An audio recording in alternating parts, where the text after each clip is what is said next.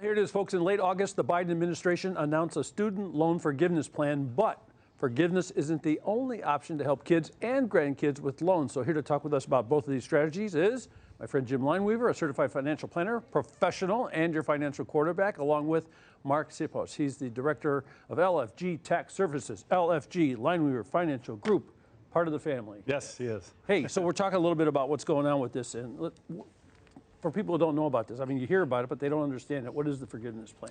Well, for those people that have federal loans out there and meet a certain income requirement, they can have up to $10,000 of loan forgiveness. And if they also received a Pell Grant, they could get up to $20,000. And actually, the income limits are pretty high. For a single person, it's up to $125,000. And for a married couple, it's up to $250,000. So it's a pretty big program. Yeah, it makes a big deal. So how does the process work? How do you get the ball rolling? Well, the application process is going to be starting soon. They targeted the 1st of October, but we haven't seen it yet. But the application is going to be online, very simple. You can even use your smartphone, and then they'll have a paper version available also. Now, they did do the loan payment pause until the end of the year. Yeah.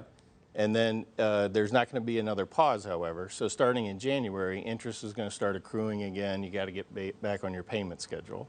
So it's really critical to get that forgiveness in place before then. Right. And you should apply by the 15th of November. And then after that, your loan service provider will let you know that that's been added to your account. And then that should take about 4 to 6 weeks. Okay, so you said something that some people out there, oh, this sounds great. We're going to be forgiven. And then I go 120, 250. Right.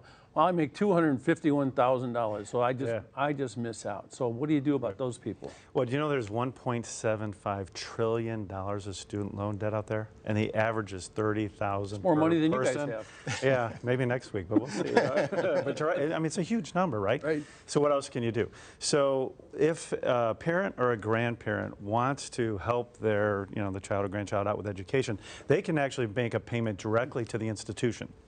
And that way it's not considered a gift or anything. Now they have to be careful because in filling out a FAFSA form, that could be for some institutions considered aid, and it may disrupt the FAFSA. So before you do that, just check with that institution, but it's a great way to help out these kids and grandkids with this huge debt.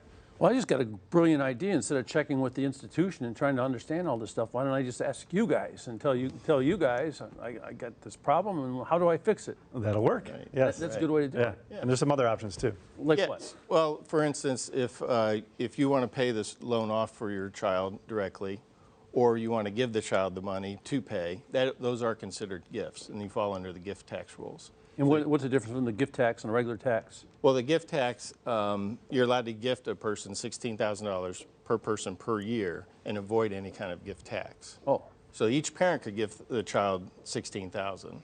But also, if the parent is a co-signer on the loan, which is fairly typical, Yep. so if they make direct payments to the loan services, that's not considered a gift. It's a payment on an obligation that they have. So what's the advantage there? I mean, you've already paid income tax on the $16,000, say, that you're giving them as a gift, versus paying the payment up to $16,000. Is there what's the net on that? I mean, how do you save money? What happens is, if you go over a threshold, you're going to pay an additional gift tax. Additional Yes. on that. Well, that sounds ugly. Right, yeah. So these taxes add up, right? Yeah. And not in our favor. So that's why when you make these payments and things, certain things you want to stay under the 16,000 threshold.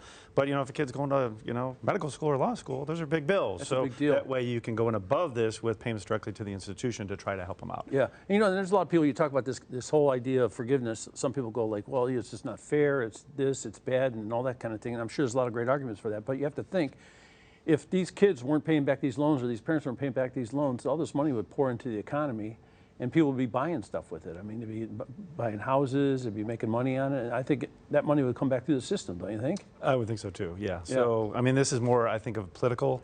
It's not, we know it's around the corner, right? So I think this has a lot to do with that. Whether you agree with it or disagree with it, it can help a lot of people out, but a little more of a political I think that's issue why it than jumped in my head. I think we're in a political season. Yeah, exactly, right. But if you want to save some money, this is the way to do it, folks. Right. So if it sounds like this is one of those times it pays to be proactive rather than reactive. If you have questions about how to help your kids or grandkids with student loans and whatever else you need with money, give Jim and Mark a call, and they're here to help. Don't miss the Financial Quarterback leading into Fox News Sunday. Jim, always great to see you. Great to have you on the show. Nice to see you. Thank Great to see you as well.